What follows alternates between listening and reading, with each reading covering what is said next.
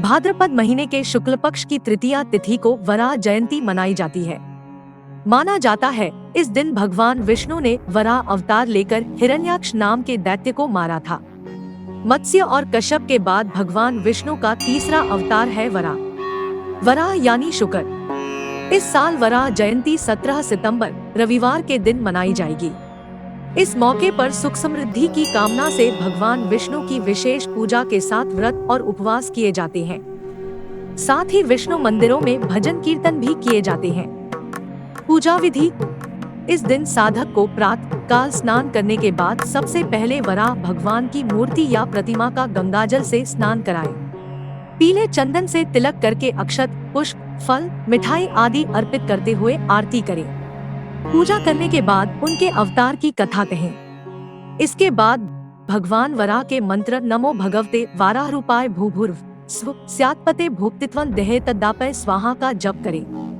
महत्व: मान्यता है कि भगवान वराह की पूजा के इस उपाय को करने पर साधक को भूमिभवन आदि का सुख प्राप्त होता है।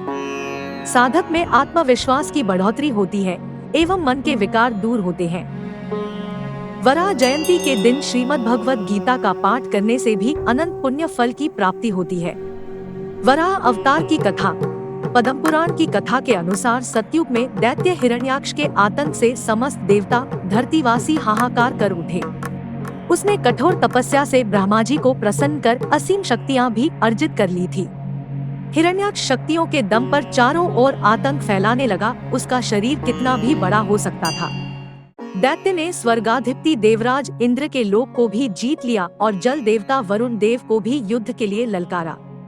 उस महाबली दैत्य ने पृथ्वी को अपनी हजारों भुजाओं से पर्वत, समुद्र, द्वीप और संपूर्ण प्राणियों सहित उखाड़ लिया व सिर पर रखकर रसातल में ले जाकर छुपा दिया। जब पृथ्वी जलमग्न हो गई तो उसे वहां से निकालने और हिरण्याक्ष दैत्य के पापों से सभी को मुक्ति दिलाने के लिए ब्रह्मा जी के नाक से भगवान विष्णु का वराह अवतार हुआ।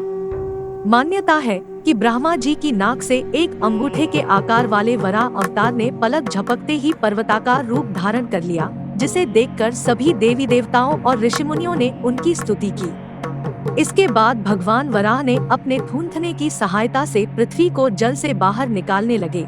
तब हिरण्याक्ष दैत्य ने भगवान वराह का युद्ध के लिए ललकारा। दोनों में काफी देर तक भीषण युद्ध हुआ। युद्ध के उपरांत विष्णु जी ने सुदर्शन चक्र से उस अधम दैत्य का वध कर दिया। इसके बाद भगवान वराह ने पहले की ही भांति पृथ्वी को रसातल से बाहर लाकर पुनः शेषनाग के ऊपर स्थापित कर तीनों लोकों को भयमुक्त कर दिया।